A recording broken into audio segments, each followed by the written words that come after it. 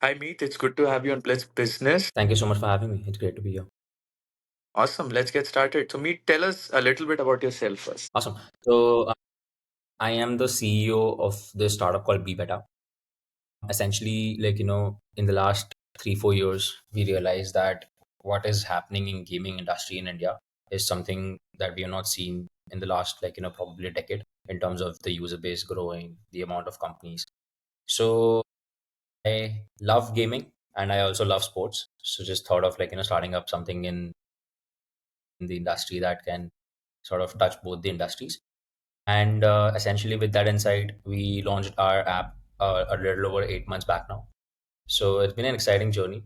And this was my second startup. My first startup was this company called Craft Easy, where it was a completely different sector. It was a B2B marketplace where we were helping Indian artisans selling their products to international markets.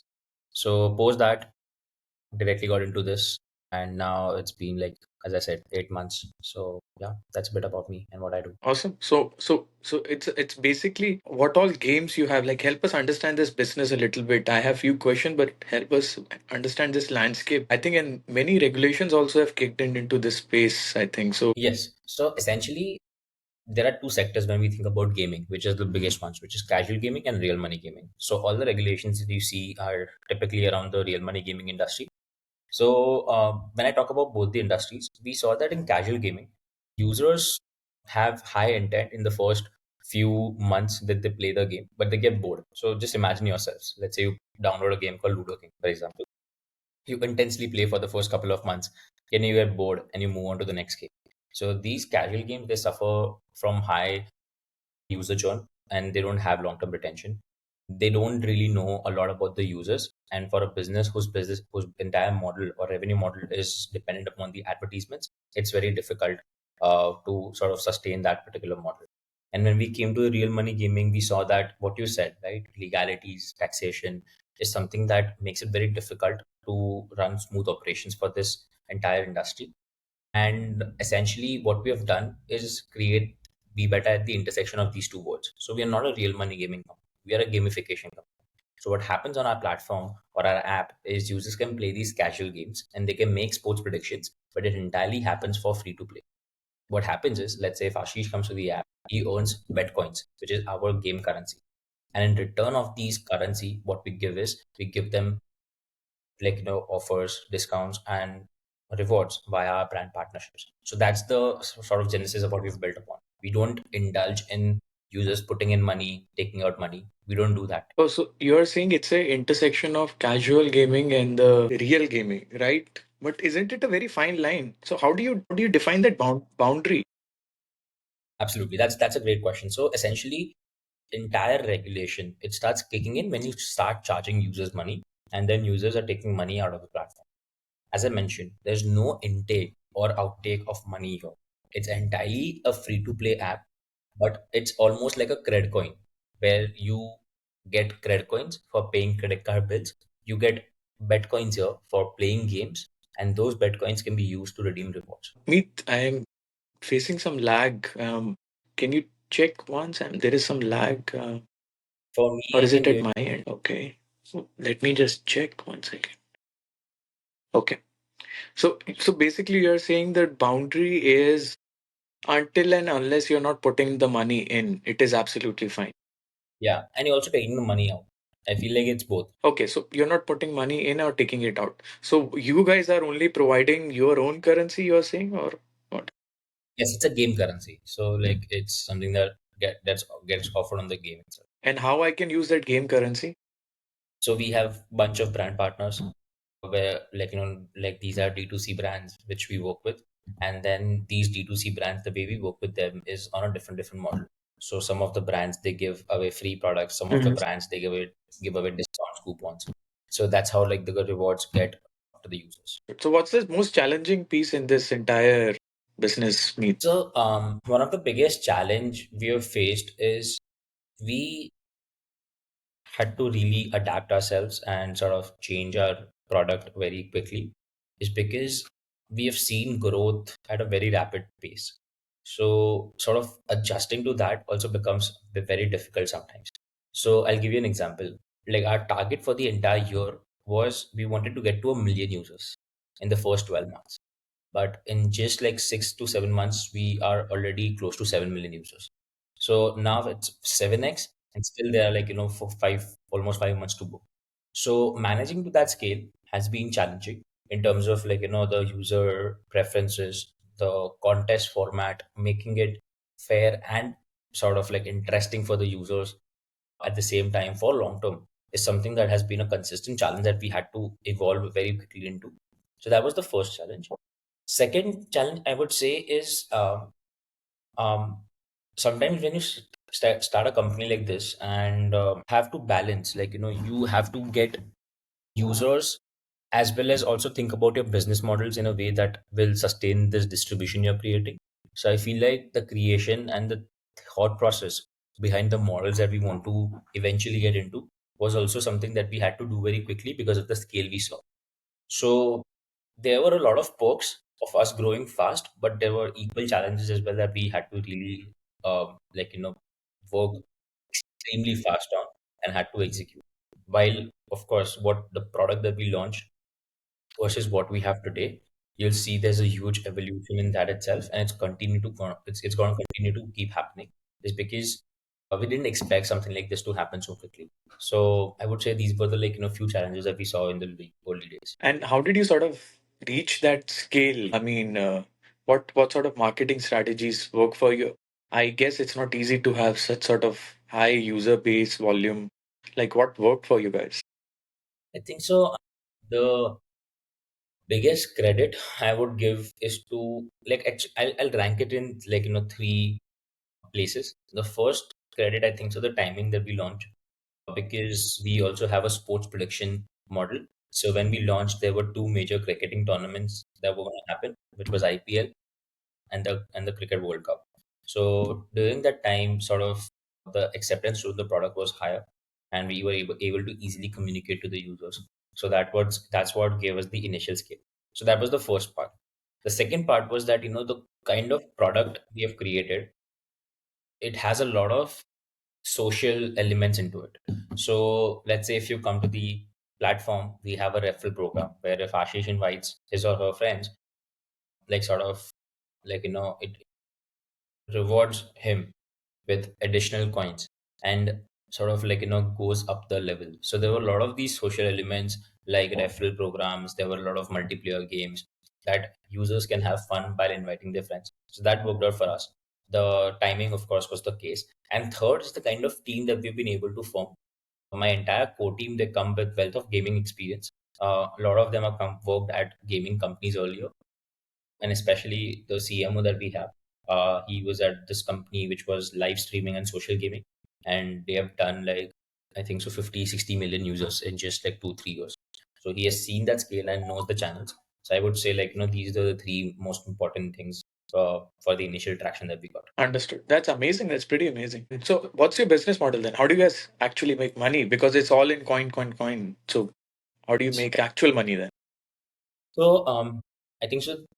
It's a great segue into the point you made. It's all about coins, coins, coins. What we have seen in different businesses is when there's a game currency that's being given away um, for in-game rewards or out-the-game rewards or real rewards.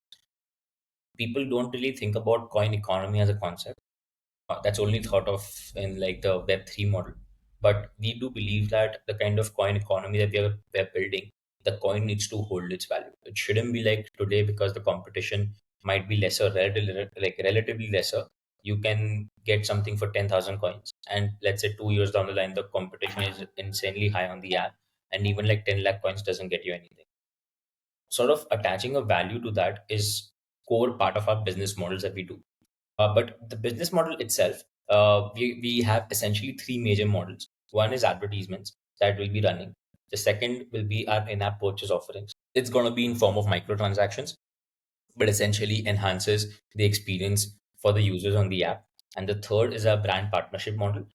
Within there are like basically two subsection. One is a branding model with these brands, and one is an affiliate model with the brands. So these will be our three major revenue models that we'll be integrating to sort of earn some money out of. Don't you feel it's a very or like regulatory risky business to have because it's a very fine definition you're operating on. See, again, before even starting, we wanted to be very sure that we are complying with all the rules in India. Because again, it's one of those things that today I can confidently say we are within these legal bounds. But tomorrow, if the regulation or the regulators see it the other way, then we can't say for sure what's going to happen in the future, because no one thought that what they did with the GST taxation in real money gaming is something that they would do, but they did it. So for future, I don't know as of now what can happen or what might happen. But what I can confidently say is that before even starting this, we had to consulted with two of the largest legal firms in India about this model itself and what we're doing. It was a huge, like a very lengthy model or a lengthy opinion, but the findings of it very clear that till the time you don't have intake or outtake of money on your app, there's a completely a gamified and loyalty program. So essentially, that's you think about it. It's kind of a loyalty program, right? It's something that users are like getting coins for the actions they do on the app, and those points they mean something because the brands are utilizing those coins as part of their reward program. So it's a loyalty program on the face of it, if you think. Got it. And what sort of value have, what is the current coin value like? What can you get for like whatever, like 10,000 coins on the platform? Like help us understand the, what can someone get and what has someone got? Yeah. So essentially, there are in reward our reward page. There are two three different kind of reward contests. So one is a reward contest where user gets absolutely free products. So users don't have to pay anything for it.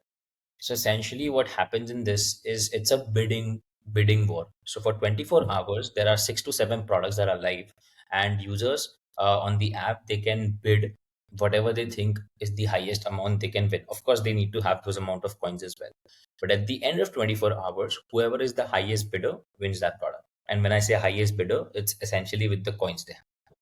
The second kind of model is where users can get access to discount coupons, uh, coupon vouchers, etc., from the brand partners, where it can be redeemed for fixed amount of coins. So essentially, the way that happens, we have done gamification in that too. So it happens in a spin the wheel and a slot machine concept. So one spin the wheel or one slot machine is about 5,000 coins. But in those 5,000 coins, you essentially definitely get one reward. Now, what reward you're getting depends upon your luck.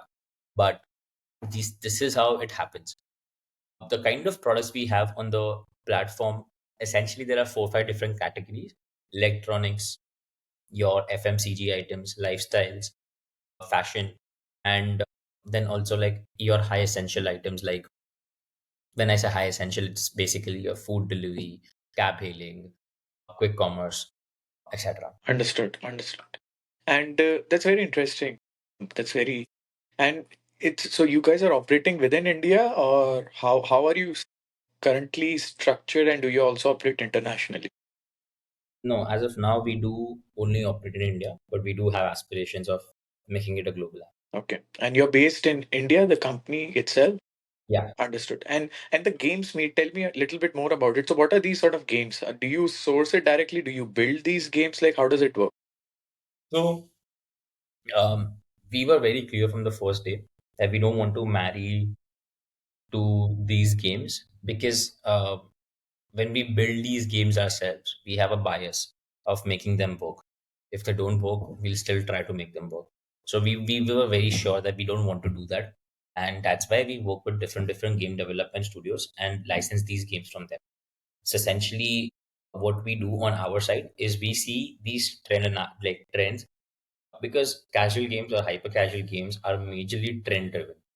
Right now we are seeing that the simulation category in gaming and hyper casual gaming is really taking off in India in the last couple of months. So we'll study these trends, we'll see what kind of games are working in the market, and then we'll go to our partners and tell them, if you have these games, please give it to us, and if you don't, then build it for us.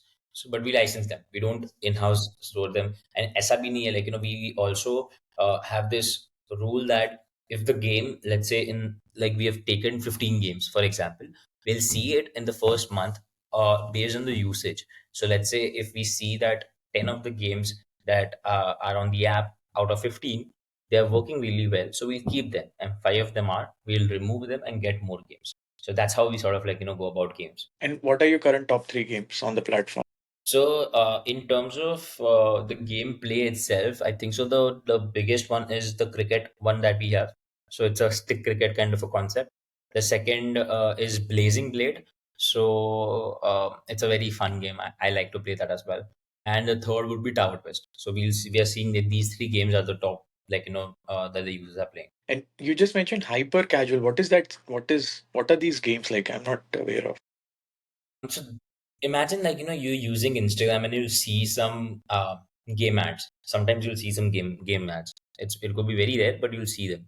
So essentially, hyper casual and the difference between casual and hyper casual is very low. But casual games sometimes offer you progression, level ups. So your example would for a casual game would be a Candy Crush, and your example for a hyper casual game would be something like which I mentioned, like a Tower Twist or Zigzag or your 2048. So these are your like hyper casual games where there's no real progression. It's the same thing you're doing again and again. There's no level progression happening in the game. Got it. Do you have any sort of so imagine this, you have access to government, and what is that one two policy you want them to relook, change, introduce or something? I've never thought about it this way, but I don't have specific policies that would want to recommend them. The only thing I would recommend is more clarity on the current policies. Because when you see certain definitions about game of chance, game of skill, lotteries act, your lucky draw act, I still feel like better clarification will lead to better planning for whatever we want to do and whatever anyone wants to do. But I don't think as of now I have any new policy recommendation, but the recommendation would be clarity on the current policies itself. Do I have to pay GST if I buy something using coins? So if it's above a certain threshold, Understood. you have to pay TDS. So it's like a gift act. The policy is about gift act, but we don't sort of cross that threshold because that is above 50,000. If let's say a user is winning a product above 50,000, then you have to pay a TDS. But that is also included in the partnership that we do itself so that the user doesn't have to pay something. And GST is also not applicable. No. The basic one, of course, Wow. like the one we pay for our revenues and everything, but not for the contest format itself. Because as I And said earlier as well, yeah, because if you're paying right on the app, that's when the GST, additional GST, which is on real money gaming, gets applied. But you're not buying these coins. You're not taking these coins out as money. So there's no question of GST in that. got it. Understood. That's awesome. That's awesome. That's cool. So, what are your then plans? What do you now plan to? What are your the milestones you're looking at? Grow users, introduce new games. Like, what keeps you up at night?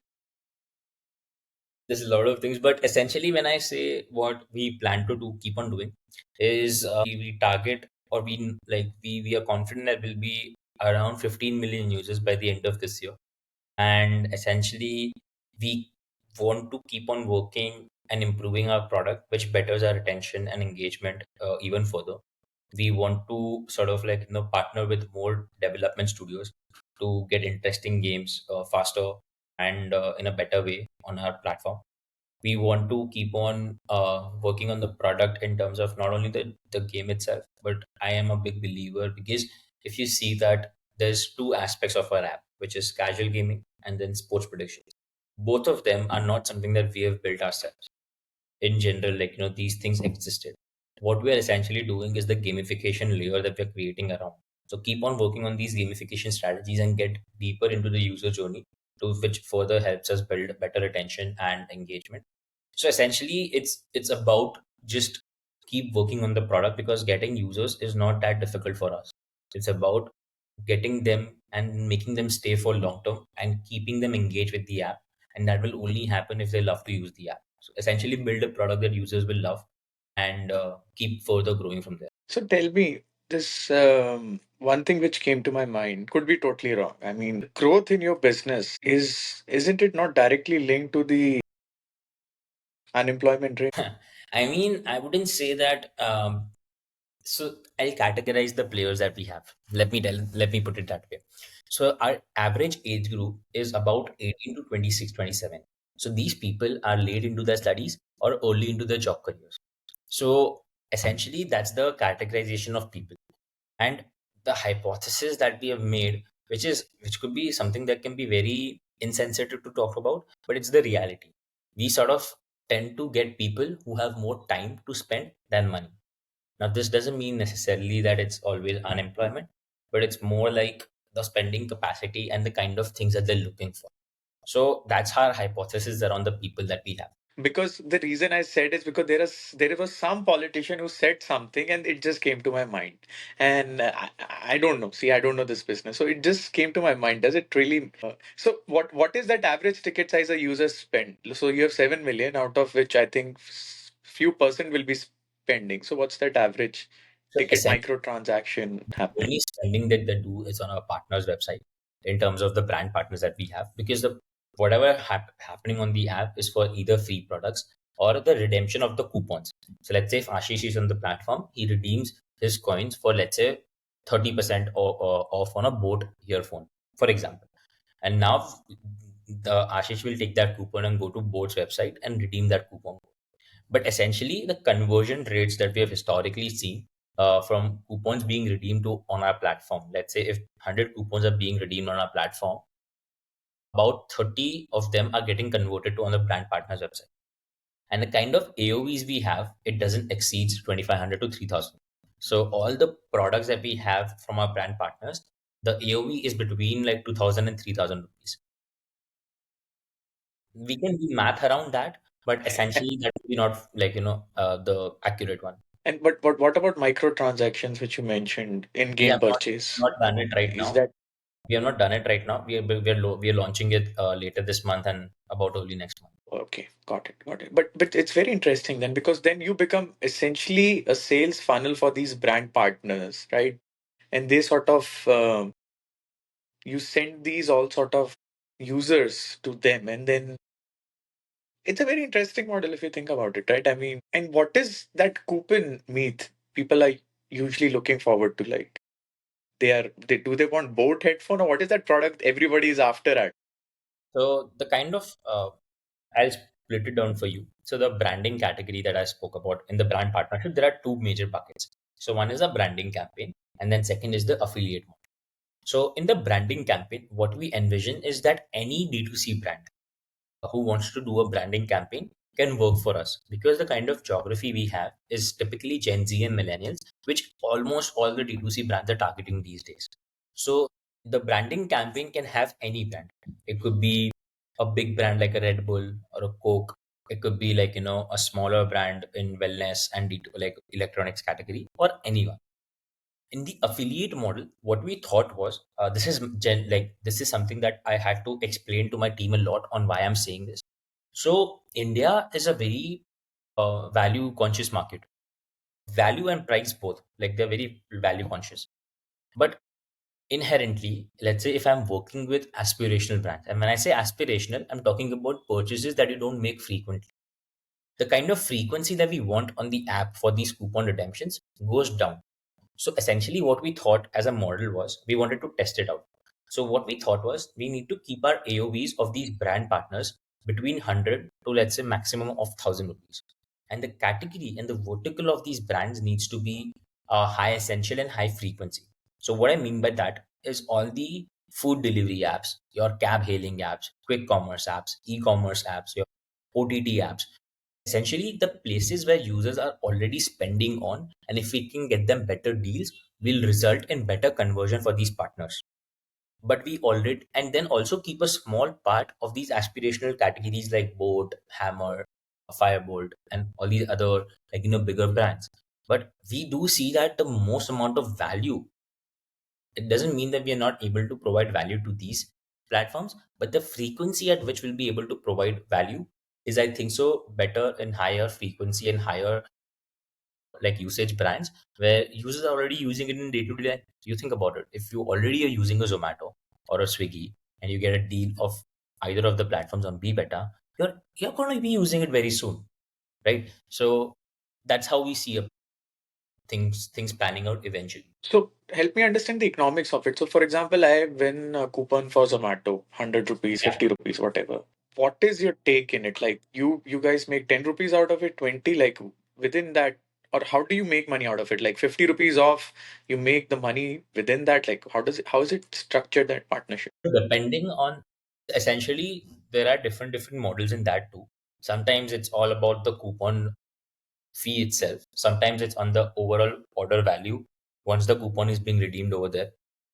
But essentially, the way we structure it, the affiliate fee that we'll be charging will be sitting between 5% to 20 and 25%, depending on the category it is in. So some categories have higher uh, uh, like acceptance because the margins are higher there, and some categories don't have so much of margins. So that's why, depending on the category, the affiliate fee will be from 5% to 25%. We got it. And 5% and 25%, this is basically on the total value of the product. Yes, total order value. So let's say if today I am giving you, for example, let's say 20% off, a 20% off coupon of XYZ brand. And let's say you go and use that, and the product that you've ordered is essentially, of course, when we work with brands, they're going to be setting some caps on it, on the kind of products that they can redeem on. They can't redeem across website. If the AOVs are lesser, then of course they can do. And let's say the product they've gone and order is for 1,000 rupees, then the affiliate fee will sit upon that product itself, the product value itself. So let's say 800 rupees ka product hua, then we charge, depending on the category, between 5 and 20%. Got it. The thing is, there is this, I don't know if you have seen within Swiggy or Zomato. I mean, they have started to give these discount coupons for different D2C products and all. And like you will get delivery free if you buy these D2C products or something of those sorts. I have tried that, but I have never found a value in it, right? I mean, it gives me a good kick, if you can understand, like, oh wow, I got this, while you're looking at your order, there is like below the order, it's sometime like, hey, you've won this or scratch card or something. There are some coupons which are kicking in. My question to you is, if I'm a brand, if I'm Firebolt, right? Firebolt founder came to a podcast, I think few months back, right? I mean, they will be giving the discount coupon irrespective, like in through multiple channels. If they want to sell a product, I'm assuming it may be directly on the website. I don't know. I mean, someone will find that coupon if they are really looking at it through Google or through something, right? So what is that stickiness? So two question within it, the worthiness of these coupons, right? I have personally used, I never found it, valuable. Second is, if someone really needs a coupon, why will I play the game or do something? I will just Google it or find someone else coupon, or there are so many mechanisms to just find it. Awesome. So one part of the question is, how do we keep it interesting for the users in terms of rewards? The answer to that is that, essentially, the coupon format is one part of our entire rewards program. It's not the entire rewards program. That's the first part. We have the bidding model, which I mentioned. We are introducing a couple of other reward models as well. So coupon and discount offers are one part of it. So this is from the user's perspective. Okay. From the brand's perspective, now what you said is very interesting. This was the same point I was mentioning for higher frequency brands. Now, essentially, when you talk about Swiggy, you get a scratch card for something that you're not gonna instantly purchase. You're not gonna instantly purchase, let's say, headphones or earphones, or let's say a T-shirt or whatever it is. These all are incremental luxury purchases that it's not necessity for you. But ordering food, ordering cabs, ordering groceries, ordering, like, or let's say entertainment in terms of OTT or YouTube, uh, these things are most likely some things that you're already doing on a regular basis. Now you getting regular deals in that makes it better for you. You'll see that most of the times that the cashback offers that Swiggy has is most of the times based on the payment modes that you select. Sometimes you will see that, pay off a HDFC credit card, or let's say you order Swiggy's co-branded credit card or debit card, what they have. So here the user don't have to worry about some things like that. There's no conditions. You redeem that coupon, you'll be able to access that coupon irrespective of whatever payment mode you're selecting. So it just sort of, like, makes it easy. And you think about it now, like till now, whatever rewards you are getting in terms of actions you are making were limited to fintech products. You have to pay for this. like you pay on Google Pay, you pay on credit, you pay on, let's say, some credit debit card. But that's when you get these cashback points or rewards in terms of the loyalty. Here you're getting those things by playing games. Like it's the easiest thing, right? So that's the idea, that in terms of the coupons and offers we make, it needs to be around categories that users are already using with a very high frequency, and then also keeping some part of it for the aspirational side. Kabhi na kabhi to you'll think, okay, I want to buy a t-shirt, and probably if I have an offer, you'll be able to go and buy it. But regular level, we have to keep categories which are high frequency and high essential for the users. Wow. That's pretty interesting insight. But I think there is a trick. If you just offer me Bitcoin, I'll download the app right now instead of coins. That's not possible. Let's think about Or it in this. Ethereum or something, or See, the idea also was keeping in Bitcoin was the same reason that it just like sparked conversation. Bitcoin to suna tha, Bitcoin kya hai? Something like that. Of course, we are not at all into Web3 or crypto as of now, but never say never. but why not? I mean, just give me a game where which uses my phone's processing power and whatever 0.0001 Bitcoin I earn. I'll just keep your app on always and mine for you. See, the thing is that we need to create scarcity and we need to create utility to the coin. So today we don't sort of have a proper roadmap. If we launch today and there are millions of Bitcoins out in circulation with no utility beyond rewards, it's just a fad, right? You have seen so many fads in crypto already. We don't want to be another one. And regulatory aspects behind it are also something that are still, what I said earlier, unclear in India. Though there are certain aspects that they've made it clear, but still the long term game is unclear. But I mean, you can still do an ICO, initial coin offering. You have a coin. It's you're giving rewards to it. I mean, it fits the playbook. I understand what you're saying, but even in order to do the initial coin offering, we need to have a white paper ready, we need to have a roadmap ready, we need to have all the other parameters ready about what the utility of this coin is going to be, what the entire thing is going to look like. So I think so. We have current the problems that we have currently are taking large amount of our time, where this what we're talking about is an entirely different vertical altogether. So I think so we'll be just like shooting ourselves in the foot if we like do all the things together. You see, I was just trying to see. You're not convinced about crypto in this entire world. I'm convinced about the blockchain aspect. Crypto is subjective, but I am convinced about blockchain, the technology itself. The applications we have seen till now, I'm not so convinced about that. There are a couple of things that really interests me. The fan tokens aspect of it, for example. So you'll see that a lot of these football clubs have started co-creating fan tokens for their fans. So let's say if I am a Liverpool fan and Liverpool has launched their own fan tokens, I can buy those fan tokens and it gives me soft voting rights in the team. And these voting rights could be, okay, what do you think should be the like jersey color next year? Who do you think we should think about signing? Or some of these soft voting rights, which just makes me feel as a fan closer to the club, and as opposed to other people or other fans who don't have those coins. So that is one of the aspects that really interested me. And we thought that, okay, if ever we do something like this is the direction that we would go to. So, because we already That's have the interesting. sports angle on the app, work with IPL teams or national teams, at least started with cricket, where we co-create fan tokens for them, and users can purchase those fan tokens by their Bitcoins. So, but again, these are things that I keep on seeing and keep on thinking. Nothing solid yet, but if at all we do that, probably that's the direction that we go to. That's an interesting sort of adjacency to tap in and explore.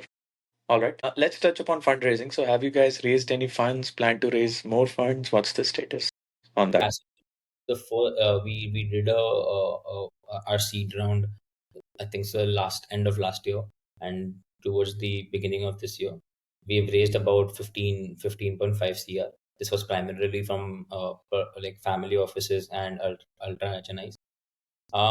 That was our first round, and today we're also planning to do our series A right now. But do you guys need capital? What is that capital requirement for exactly? four major things, and I touched upon them a bit earlier. So the target, essential milestones, the key four things that we are going to be planning in the next year is the user growth that we have seen. We want to keep on sort of maintaining that while exploring other channels of acquisition, because our organic is growing really fast, but we also need to sort of balance that out. How do you acquire customers? So we work with a lot of these micro creators who sort of talk about BeBetta and their experience. And these are like regional creators, depending on the target that we want to sort of go to. That's the first category that we see. The second is that we do these Google and Meta ads. That's where our the second highest users comes from. And when I say the second highest, essential split right now is about 65 organic and 35% paid. So I'm talking about the channels and 35% paid. So these are like the first two models that we are seeing working out well for us. And third is more of a secret sauce to us, but we do work with a lot of these Telegram content creators. So that's where also the Oh, third. wow. On the organic side, as I said, we have a very strong referral program. We have a lot of these social features in the app, which makes it better for you to invite your friends to the app.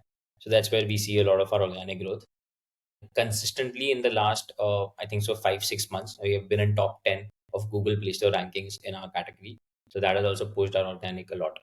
So that's how we acquire users. But coming back to the point of why we need this capital or why we need to do this fundraise, more than capital, it's important for us the kind of people we are able to get who back us, who can guide us and have this industry experience in some ways. But what we're going to be doing with the funds themselves, first part is the kind of user growth that we have seen. We want to keep maintaining and sort of like, optimize our channels even further. The second is that, as I Mhm. mentioned earlier, that we want to keep working on our product, which helps us better our retention and engagement even further. The third part is that we want to sort of the models, all the business models or the revenue models we discussed right now. Most of them are going to be live by the end of this year and early next year. So keep on working on them and keep on optimizing them to its optimum capacity. And if at all, let's say there's some hiccups, that we need to sort of plan things around it as well. So launch and optimize the revenue models will be a third priority. And fourth one is that within this model, like these business models, there's specific advertisement model that we are going to be doing in a different way. That development and deployment of that different way is something that is of a large scope. So work on that. So these are like four major milestones or priorities that we are going to be doing with this fundraise. Awesome. Awesome. That's good to know. One thing I could sense is like, so how did you guys sort of figure it out? So I think in this business there are a lot of moving pieces, but how did you sort of guys figure it out from marketing to channel which will work versus game? I mean, there is a complete structure to it, but are you the guys who cracked it? Who cracked it within your team, or like, because it's the process seems very seamless to me in terms of execution. See, I wouldn't say there was a particular person or a particular moment that's happened. I think so. It just see, one thing you have to realize in our case is that whatever we had to do very fast or very quickly, because everything was just happening like 10x than what we expected. Be it the problems or be it the like good parts of it. So what we had to consistently do is push ourselves to be better in terms of where we are today. And essential target was one thing, that whatever you're doing in terms of from communications, marketing, product notifications, product tech, the basic fundamental question you have to ask: am I, whatever I'm doing, is this something that my user will love? And if you're not honestly able to answer that question, then I think so, you have not done a good job. So that is in terms of how we had to think about the product offering and overall processes. And when you have this chip on your shoulder, that whatever I'm doing, eventually, I have to ask this question to myself: is this something that the user will love or not? And if they don't, then whatever I'm doing will go to waste. So that was one. Second was getting people at the core positions who have similar experiences in both scaling companies as well as the gaming industry. That also eliminates a lot of mistakes that you'll make overall. And yeah, I think so. It's more about your dedication to keep on going, and your passion for what you're passion about what you're building, and the kind of team and folks you have around it, and fundamentally building something that users will love. So if you build something users will love, you'll get good distribution. If you get good distribution, whatever revenue models you are planning to introduce will will work better. If those work better, the company will grow better. So everything starts with asking this question: is it something that the users will love? Amazing, amazing. Really, really like the clarity meet. I think that's very important. And thank you for explaining us in with patience and in detail. Really appreciate. And yeah, thank you so much for your time, Meet. It was such a pleasure having you. Anything you want to share from your perspective? Anything which I may have missed? Anything? Any comments from your side? No, I think so. The kind of questions and the kind of things you asked were really interesting, and it's better to have this free flowing conversation where we can just discuss about what you think about what we are doing and my response to it. So overall, it was an amazing conversation, and thank you so much for having me. It was really good to be here, and yeah, that's Awesome.